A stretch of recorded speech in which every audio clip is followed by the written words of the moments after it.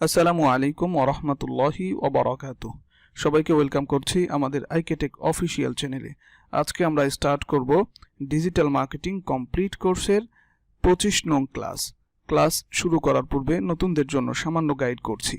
আপনি যদি এই প্রথম আমাদের ভিডিওতে ক্লিক করে থাকেন তাহলে আমরা আপনাদের শুভাকাঙ্ক্ষী হিসেবে নির্দেশনা দিচ্ছি।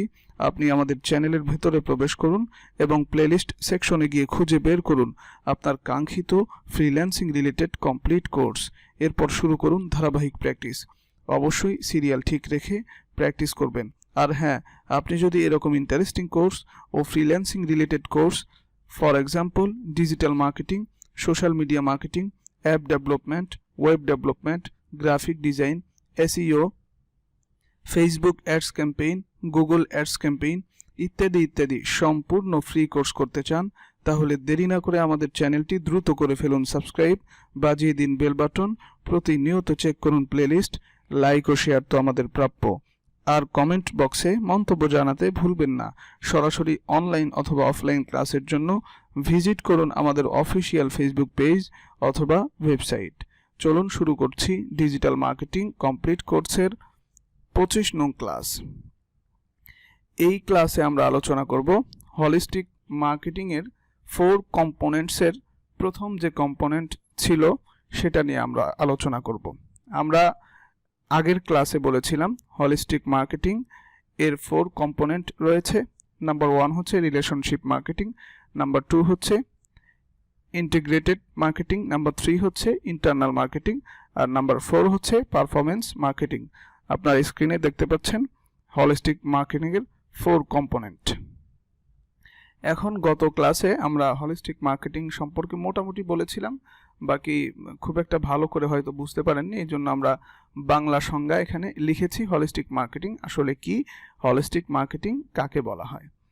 হলিস্টিক মার্কেটিং হলো এমন একটি ধারণা, অর্থাৎ এমন একটি কনসেপ্ট যা একটি বিজনেসের ব্যবসার বিভিন্ন অংশকে একটি একক সত্তা হিসেবে বিবেচনা করে। এটি এই ভিত্তির উপর ভিত্তি করে যে সমগ্রটি তার অংশগুলির যোগফলের চেয়ে বড়।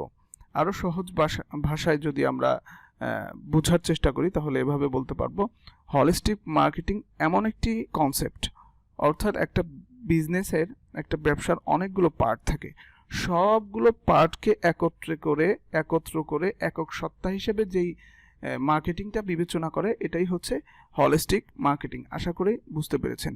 এই হলিস্টিক মার্কেটিং এর 4 কম্পোনেন্ট ছিল, 4টা কম্পোনেন্ট ছিল, উপাদান ছিল।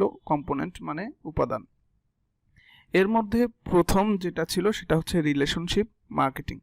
আজকে আমরা এই ক্লাসে রিলেশনশিপ মার্কেটিং নিয়ে আলোচনা করব, অর্থাৎ রিলেশনশিপ মার্কেটিং কত বেশি জরুরি এবং কোম্পানি এই রিলেশনশিপ মার্কেটিং কিভাবে ইউজ করে এবং কোন কোন কোম্পানির জন্য দরকার, কিভাবে দরকার, কতটুকু দরকার, সবগুলো বিষয় নিয়ে আমরা এই ক্লাসে আলোচনা করব। এর আগে রিলেশনশিপ মার্কেটিং এর সিম্পল একটা ডেফিনেশন আমরা জেনে নেই। Relationship marketing aims to build mutually satisfying long-term relationship with key constitution in order to grow and retain business। এটার বাংলা হচ্ছে সম্পর্ক বিপণনের লক্ষ্য হলো ব্যবসার বৃদ্ধি এবং ধরে রাখার জন্য মূল উপাদানগুলির সাথে পারস্পরিকভাবে সন্তুষ্ট দীর্ঘমেয়াদী সম্পর্ক গড়ে তোলা। এটা যদি আরও সহজভাবে আমরা বলি তাহলে রিলেশনশিপ এমনি শব্দটাই আমাদেরকে বলে দেয় যে রিলেশনশিপ মার্কেটিং আসলে কি। রিলেশনশিপ মার্কেটিং খুব বেশি জরুরি। প্রত্যেকটা কোম্পানি তার গ্রোথ যদি চায় যে আমি আরও বেশি এগিয়ে যাব, তাহলে তাকে অবশ্যই রিলেশনশিপ মার্কেটিংয়ের ব্যাপারে খেয়াল রাখতে হবে। অবশ্যই রিলেশনশিপ মার্কেটিং তার ভালো থাকতে হবে, তাহলেই সে একমাত্র তার ব্র্যান্ড, তার কোম্পানি, তার বিজনেস গ্রোথ করতে পারবে, এছাড়া সম্ভব নয়। এখন আসুন, রিলেশনশিপ মার্কেটিং আমরা মোটামুটি বুঝতে পারলাম। এখন এই রিলেশনশিপ মার্কেটিংয়ের মধ্যে 4 কি কনস্টিটিউশন রয়েছে, 4 রিলেশনশিপ মার্কেটিং। আর এখানে এই যে কনস্টিটিউয়েন্টস এই শব্দটা উচ্চারণ একটু কষ্ট, আমারও মুখে খুব একটা ভালো করে যে আসে এরকম না। আপনারা গুগলে গিয়ে সার্চ করবেন, সার্চ করে এখানে ভয়েস দিয়ে শুনবেন আসলে এই শব্দটা উচ্চারণ কেমন। কনস টি আগে এভাবে উচ্চারণ করবে, কনস টি টুয়েন্টস, টুয়েন্টস বলবেন না, টুয়েন্টস এটা ভুল শব্দ, ভুল উচ্চারণ। কনস টি টুয়েন্টস এভাবে উচ্চারণ করতে পারবেন। রিলেশনশিপের উপাদান অর্থাৎ রিলেশনশিপের কয়েকটা কি আছে এটা নিয়ে আমরা এখন আলোচনা করব।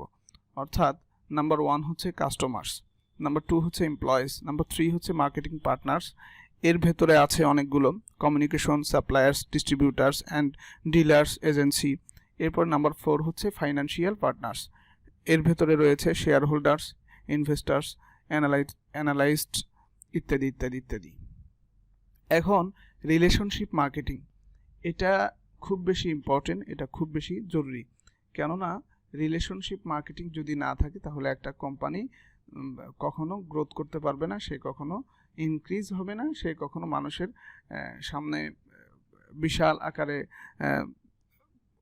তার কোম্পানি কি করতে পারবে না, প্রচার প্রসার করতে পারবে না, তার কোম্পানি আগে বাড়ানো সম্ভব নয় এই মার্কেটিং ছাড়া, অর্থাৎ রিলেশনশিপ মার্কেটিং ছাড়া। এর ভিতরে 1 নাম্বার হচ্ছে কাস্টমার্স। এই কাস্টমার্সের সাথে রিলেশনশিপ ভালো রাখতে হবে, অর্থাৎ কাস্টমারের যে অফারিং রয়েছে, ব্র্যান্ডিং রয়েছে, বাইন্ডিং রয়েছে, কাস্টমারকে যেইভাবে অফারিং দেওয়া দরকার, তাদেরকে যেভাবে স্যাটিসফ্যাকশন করা দরকার, স্যাটিসফাইড করা দরকার, অর্থাৎ কাস্টমারকে খুশি রাখতে যা করা দরকার, এগুলো একটা কোম্পানির জন্য খুব বেশি আবশ্যক, অবশ্যই লাগবে। এটা কাস্টমারের সাথে দীর্ঘমেয়াদী একটা রিলেশনশিপ অবশ্যই থাকতে হবে। আর যদি আপনি কাস্টমারের সাথে ভালো ব্যবহার করেন, কাস্টমারের সাথে খুব ভালো আচরণ করেন, কাস্টমার যদি আপনার কোম্পানির এই প্রোডাক্টগুলো অথবা যে কোনো মাধ্যমে আপনি যেটা সার্ভিস দিচ্ছেন, এই সার্ভিসগুলো যারা নিচ্ছে তাদের সাথে যদি একটা ভালো সম্পর্ক গড়ে ওঠে, তাহলে এদের মাধ্যমে অনেক বেশি মার্কেটিং হয়। এই জন্য কাস্টমারের সাথে রিলেশনশিপ বজায় রাখতে হবে। নাম্বার 2 হচ্ছে এমপ্লয়িজ। এমপ্লয়িজ অর্থাৎ কর্মচারী। আপনি যে কোম্পানি পরিচালনা করছেন, আপনি যে বিজনেস পরিচালনা করছেন, এটার ভেতরে অবশ্যই অনেকগুলো কর্মচারী থাকবে। যেমন আমাদের গার্মেন্টস গুলোতে দেখা যায় হাজার হাজার শ্রমিক সেখানে কাজ করে, কর্মচারী কাজ করে। এই কর্মচারীগুলোর সাথেও ভালো আচরণ করতে হবে। যদি এই কর্মচারীগুলোর সাথে ভালো আচরণ করেন, তাদেরকে সন্তুষ্ট রাখেন, তাদেরকে বেতন ভাতা আরও যে বিষয়গুলো আনুষঙ্গিক রয়েছে তাদের সাথে যদি ওই রকম সম্পর্ক আপনাদের গড়ে ওঠে, রিলেশনশিপ যদি তাদের সাথে ভালো থাকে, তাহলে তাদের দ্বারাও বিজনেস গ্রো হয়। তারাও বিভিন্ন সময় বিভিন্ন জায়গায় বলে যে আমি এই কোম্পানিতে জব করি, এই কোম্পানিটা অনেক ভালো, অনেক বেশি আমাদেরকে এই করে সেই করে, আমাদের অনেক বেশি সুবিধা দেয়, আমাদের স্যালারি অনেক ভালো। এই যে বিষয়গুলো, এগুলো যখন বলে তখন এই কোম্পানির অর্থাৎ আপনার কোম্পানির সুনাম, খ্যাতি, রেপুটেশন বেড়ে যায়। নাম্বার 3 হচ্ছে মার্কেটিং পার্টনার্স। অর্থাৎ একটা মার্কেটের, একটা কোম্পানির, একটা বিজনেসের অবশ্যই মার্কেটিং পার্টনার থাকবে, অর্থাৎ কমিউনিকেশন। এই মার্কেট অর্থাৎ আপনার যে কোম্পানি রয়েছে, এই কোম্পানি নিয়ে কারা কমিউনিকেশন করে, এরপরে এই কোম্পানির প্রোডাক্টগুলো সাপ্লায়ার্স কে সাপ্লাই দেয়, ডিস্ট্রিবিউটার্স, ডিলার্স, এজেন্সি, এই যে মার্কেটিং পার্টনারগুলো রয়েছে, এই পার্টনারগুলোর সাথেও যদি কোম্পানির রিলেশনশিপ ভালো থাকে, তাহলেও সে বিজনেস গ্রো করতে পারে। আর নাম্বার 4 হচ্ছে ফাইন্যান্সিয়াল পার্টনার্স, অর্থাৎ share holders, investor, analyst. Share holders, investor এগুলো আপনারা বুঝতেই পারছেন। ফাইন্যান্সিয়াল পার্টনার্স মানে একটা কোম্পানি যখন প্রতিষ্ঠা হয় তখন অনেকগুলো শেয়ার থাকে, এককভাবে সম্ভব খুব দুষ্কর ব্যাপার হয়ে পড়ে, অসম্ভব হয়ে পড়ে, সম্ভব হয় না বললেই চলে। অনেকগুলো শেয়ার হোল্ডার থাকে, ইনভেস্টর থাকে, তারা টাকা দিয়ে কি করে, ইনভেস্ট করে এই কোম্পানির মধ্যে। এই ফাইন্যান্সিয়াল পার্টনারদের সাথেও যদি কোম্পানির ভালো একটা সম্পর্ক থাকে, রিলেশনশিপ ভালো থাকে, তাহলে অবশ্যই তার বিজনেস গ্রো হবে। যেমন আমরা এখানে লিখেছি CRM অর্থাৎ কাস্টমার রিলেশনশিপ ম্যানেজমেন্ট। এটা যেমন গুরুত্বপূর্ণ, শুধু কাস্টমারের সাথে ভালো আচরণ করলেন, কাস্টমারকে খুশি রাখলেন, স্যাটিসফাইড করলেন, কাস্টমারের সাথে রিলেশনশিপ বজায় রাখলেন, আর পার্টনার রিলেশনশিপ এদের সাথে কি করলেন না, পার্টনার রিলেশনশিপের মধ্যে এমপ্লয়িজ রয়েছে, communication, suppliers, distributors, dealers, agency, যেই যারা রয়েছে তাদের সাথে কি করলেন না, ভালো আচরণ করলেন না, তাদেরকে স্যাটিসফাইং করলেন না, তারা স্যাটিসফাইড থাকলো না, তাদের সাথে রিলেশনশিপ ভালো হলো না, তাহলে এক্ষেত্রেও আপনার কোম্পানি হুমকির মধ্যে পড়বে। এজন্য কাস্টমার রিলেশনশিপ ম্যানেজমেন্ট অর্থাৎ CRM যেমন জরুরি, পার্টনার রিলেশনশিপ ম্যানেজমেন্ট অর্থাৎ PRMও জরুরি। আশা করি বুঝতে পেরেছেন। আমরা আজকের এই ভিডিওতে অর্থাৎ এই ক্লাসে আমরা যে আলোচনা করেছি হলিস্টিক মার্কেটিংয়ের 4 কম্পোনেন্টের মধ্যে প্রথম কম্পোনেন্ট যেটা ছিল রিলেশনশিপ মার্কেটিং, এটা নিয়ে আমরা আলোচনা করেছি যে একটা কোম্পানি গ্রো করতে চাইলে, একটা বিজনেস গ্রোথ করতে চাইলে তার কত বেশি রিলেশনশিপ মার্কেটিং বজায় রাখা দরকার। অবশ্যই তাকে 1 নাম্বার কাস্টমারের সাথে রিলেশনশিপ মার্কেটিং ভালো রাখতে হবে, নাম্বার 2 হচ্ছে এমপ্লয়েজ, 3 হচ্ছে মার্কেটিং পার্টনার্স, 4 হচ্ছে ফাইন্যান্সিয়াল পার্টনার্স। সবার সাথে ভালো আচরণ করতে হবে, রিলেশনশিপ ভালো রাখতে হবে, তাহলেই একটা কোম্পানি কি করতে পারে, ইনক্রিজ হতে পারে, একটা কোম্পানি গ্রোথ হতে পারে, একটা কোম্পানি খুব বেশি এগিয়ে যেতে পারে এই রিলেশনশিপ মার্কেটিং যদি তার এই সম্পর্কগুলো ভালো থাকে। আশা করি আজকের ক্লাসটি আপনারা বুঝতে পেরেছেন। সকলের সুস্থতা কামনা করে আজকে এখানেই বিদায় নিচ্ছি। ওমা তাওফিকি ইল্লা বিল্লাহ।